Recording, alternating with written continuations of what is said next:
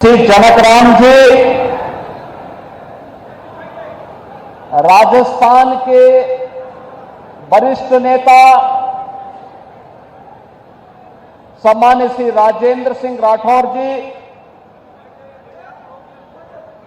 दिल्ली विधानसभा के माननीय सदस्य श्री अनिल शर्मा जी, विधान परिषद सदस्य श्रीमती अनामिका सिंह पटेल जी, पूर्व विधायक ससीम गोयल जी, भारतीय जनता पार्टी पटना ग्रामीण के जिलाध्यक्ष श्री रजनीश कुमार जी, लोजपा के जिलाध्यक्ष श्री चंदन यादव जी, जदयू के जिलाध्यक्ष श्री आसिफ आलम जी, आरएलएम के जिलाध्यक्ष श्री राजेंद्र कुशवाहा जी, विधानसभा के प्रभारी श्री श्रीराम शर्मा जी, महामंत्री पवन तिवारी जी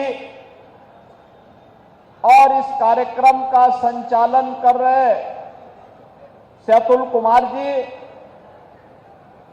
आज के इस नामांकन कार्यक्रम में उपस्थित हजारों की संख्या में दानापुर विधानसभा क्षेत्र से जुड़े हुए एनडीए के हमारे सभी पदाधिकारी, कार्यकर्ता बहनों और भाइयों, मैं सबसे पहले बिहार की इस पावन धरा को, जिस पावन भूमि को मां जानकी की पावन भूमि के रूप में, भगवान बुद्ध की ज्ञान भूमि के रूप में, भगवान महावीर की जन्मभूमि के रूप में,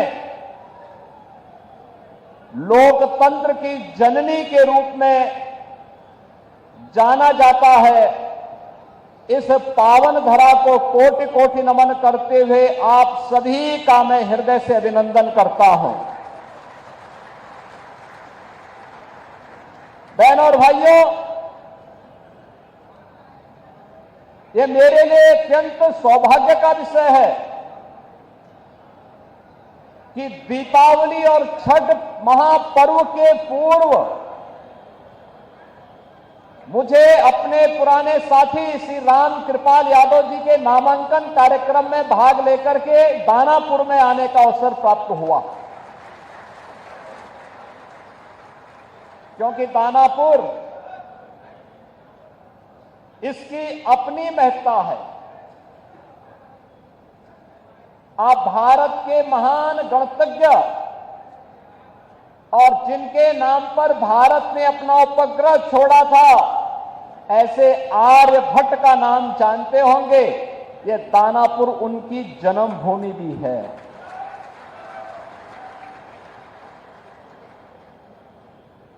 याद रखना, आचार्य कौटिल्य, चंद्रगुप्त मौर्य और अशोक महान जैसे महाप्रतापी राष्ट्र शिल्पियों को देने वाला हमारा यह बिहार और गुरु गोविंद सिंह जी महाराज की पावन जन्मभूमि के रूप में भी हमारा यही बिहार और यही क्षेत्र जाना जाता है।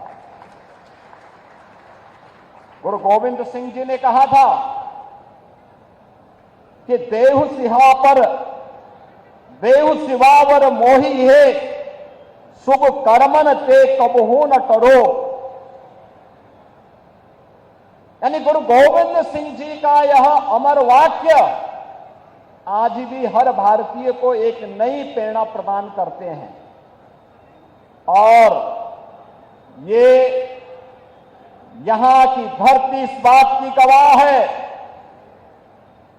कि गुरु गोविंद सिंह जी महाराज जब पटना साहिब से उनको बाहर जाना हुआ तो पहला पड़ाव यही दानापुर उनका रहा है। बचपन में उनका पहला पड़ाव यही दानापुर बना था। आज उस दानापुर में मुझे भी आने का सौभाग्य प्राप्त हुआ है। बहनों और भाइयों, उत्तर प्रदेश और बिहार का संबंध ये केवल एक संबंध नहीं है, एक साझी विरासत है,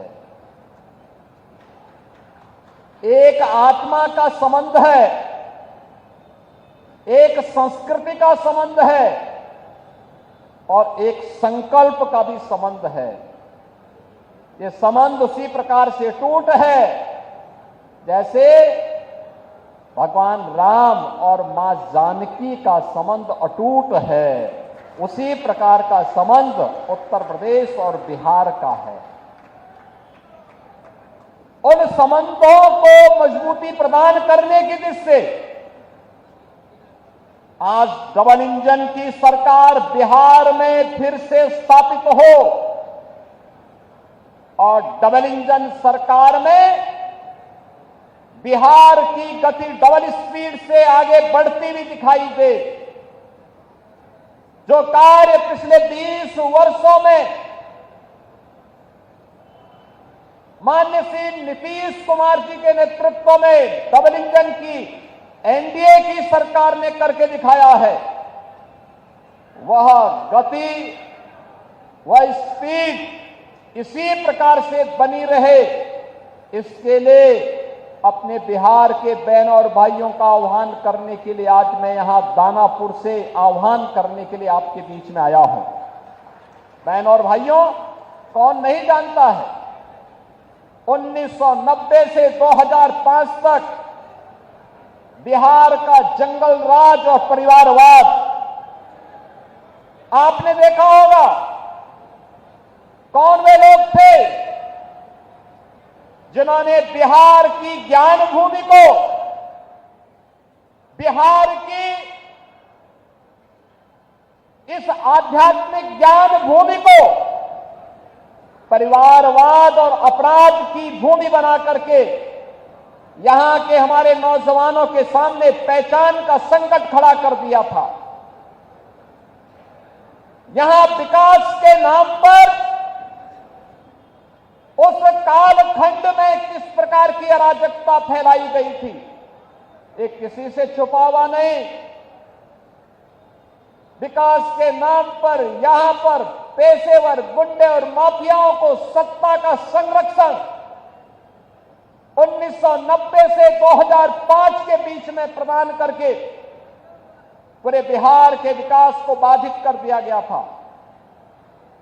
बिहार के नागरिकों के सामने, बिहार के नौजवानों के सामने पहचान का संकट खड़ा हो गया था और वह व्यक्ति बिहार से प्लान कर रहा था जिसके मन में एक भाव था बिहार के बारे में कुछ करने की, बिहार को आगे बढ़ाने की और बिहार की अपनी उस परंपरा को जिसने कभी भारत को नेतृत्व दिया था, भारत के स्वर्ण युग को लाने का अवसर जिस बिहार ने दिया था, अपने पूर्वजों की स्थापना को पुनर्स्थापित करने का जो जज्बा था, उस जज्बे को उस कालखंड में किस प्रकार से रौंदने का काम हुआ था, यह किसी से छुपा हुआ नहीं।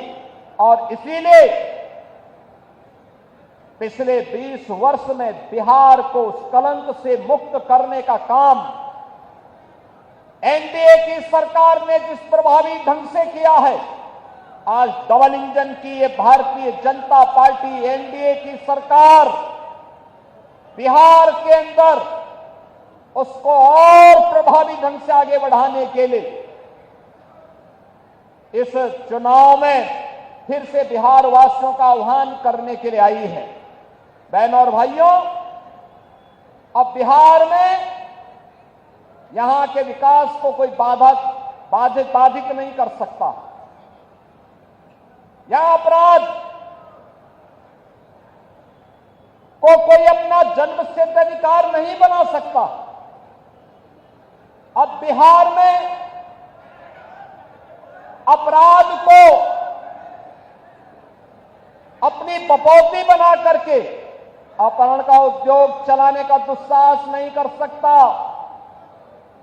अब तो केंद्र सरकार ने और राज्य सरकार ने मिलकर के विकास के जिन कार्यक्रमों को आगे बढ़ाया है, उन कार्यक्रमों में अब पेशेवर माफिया और अपराधी कहीं बाधक नहीं बन पाएंगे। इस दृष्टि से आज एनडीए की सरकार ने बिहार के अंदर भी प्रभावी भूमिका के साथ कार्य करना प्रारंभ किया है। आज बिहार का नौजवान जब बिहार से बाहर जाता है, हर क्षेत्र में अपनी एक पहचान बना के दिखाता है। वह जिस भी क्षेत्र में गया, लेकिन कुछ लोगों ने 1990 से लेकर 2005 तक बिहार के नौजवानों की प्रतिभा को कुंद करने का काम किया था। बिहार के सामने पहचान का संकट खड़ा किया था और बिहार इसकी दंश को लंबे समय तक झेलने के लिए मजबूर हुआ था। एक से एक बड़े घोटाले यहां पर हुए थे। जो पैसा यहां के विकास में खर्च होता, नौजवानों के रोजगार पे खर्च होता, बाढ़ जैसी समस्याओं का समाधान करने के लिए, दियरा के ब्रिजेज के निर्माण के लिए, अमृत योजना में जनता को नगरीय क्षेत्र में बुनियादी सुविधा देने के लिए, हर घर नल के माध्यम से शुद्ध पेयजल की आपूर्ति करने में खर्च होता, वह पैसा यहां पर चारा घोटाले जैसे महा घोटालों में खर्च होकर के बिहार के नागरिकों के सामने पहचान के एक संकट को खड़ा कर दिया गया था। अब वह पहचान का संकट एनडीए की सरकार ने बिहार से समाप्त किया है। आज बिहार का नौजवान हर एक क्षेत्र में अपनी पहचान के साथ आगे बढ़ रहा है। आज बिहार में आधुनिक इंफ्रास्ट्रक्चर दिखाई दे रहा है। अब बिहार में विकास की इस दौड़ में बिहार की इस नई प्रतिस्पर्धा को बाधित करने के लिए फिर से आरजेडी और कांग्रेस में और उनके सहयोगी दलों में, इंडी गठबंधन में फिर से एक उन्होंने शरारत शुरू की है और वह शरारत शुरू की है विकास बनाम बुरके का। जब भी बिहार विकास के बारे में चर्चा कर रहा है, जब बिहार के नौजवानों के मुंह पे विकास की चर्चा है, जब विकास की प्रतिभा को लेकर के बिहार का नौजवान आगे बढ़ना चाहता है, तब यहां पर बुरके को लेकर के कांग्रेस ने, आरजेडी ने नई बहस को आगे बढ़ाने का कुत्सित प्रयास किया है। आप मुझे बताइए, क्या इनको फर्जी पोलिंग करने का अधिकार दिया जाना चाहिए? क्या यहां पर विदेशी घुसपैठियों को आकर के बिहार के गरीबों का, बिहार के दलितों का, बिहार के नागरिकों के अधिकार पर क्या उन्हें डकैती डालने की छूट देनी चाहिए?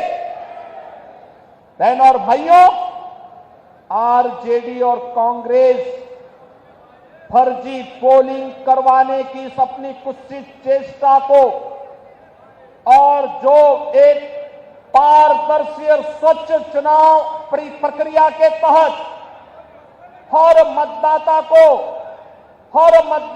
अपनी पहचान देनी है और पहचान पत्र दिखा करके ही वह मतदान में भागीदार बन सकता है।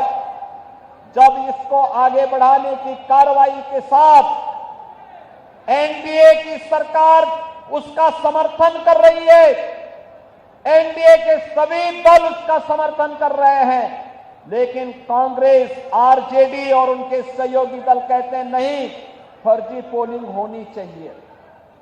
ये तो बिहार के लोगों के हकों पर डकैती करने जैसा है, डकैती डालने जैसा है।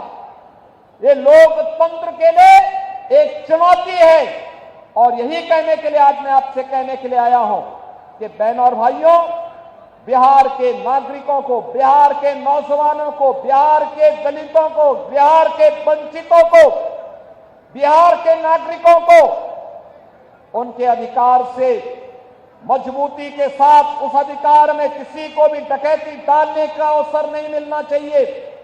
यह दिखाने के लिए आज जब चुनाव आयोग मजबूती के साथ आगे बढ़ा है, तब ये लोग दुष्प्रचार का सहारा ले रहे हैं।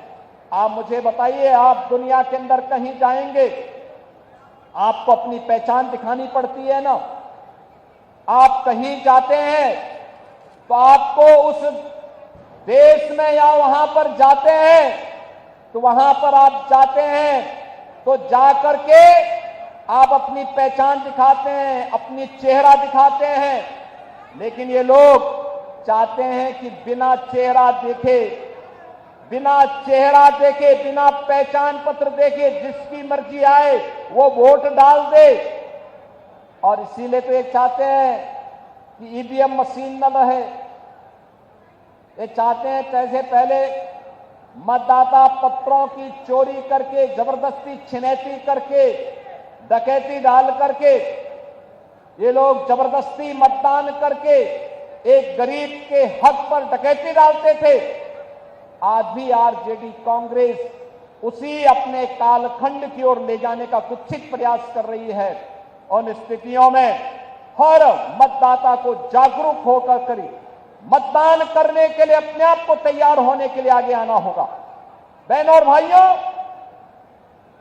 दिल्ली में प्रधानमंत्री मोदी जी के नेतृत्व में और बिहार में एनडीए के नेता और बिहार के मुख्यमंत्री नीतीश कुमार जी के नेतृत्व में आज बिहार विकास की नित नई ऊंचाइयों को प्राप्त कर रहा है। आज बिहार में विकास भी है, विरासत भी है। जो लोग कहते थे कि अयोध्या में राम मंदिर नहीं बन पाएगा, आज आप देख रहे होंगे जब बिहार का राम भक्त बिहार से जाता था नारा लगाते हुए, कहते हुए जाता था कि रामलला हम आएंगे, मंदिर वहीं बनाएंगे, तब एक कांग्रेस और आरजेडी के लोग कहते थे क्या ये संभव कर पाएंगे क्या? प्रश्न करते थे। बिहार के चुनाव में हम लोग आते थे, हमसे पूछा जाता था क्या राम मंदिर बन पाएगा? हम कहते थे जरूर बनेगा। तब भी हम कहते थे जरूर बनेगा। और बहनों और भाइयों, आज अयोध्या में तो भगवान राम का भव्य मंदिर का निर्माण कार्य पूरा हो चुका है, रामलला विराजमान हो चुके हैं। लेकिन अब बिहार में भी मां जानकी का मंदिर बन रहा है। लगभग 900 करोड़ रुपए की लागत से बिहार में भी वह कार्य प्रारंभ हो गया है। यही है विरासत, यही है विरासत, यही है हमारी विरासत। हम भगवान राम और मां जानकी की इस परंपरा पर भी गौरव की अनुभूति करते हैं। हमें चंद्रगुप्त मौर्य, भगवान बुद्ध और चाणक्य की परंपरा पर भी गौरव की अनुभूति होती है।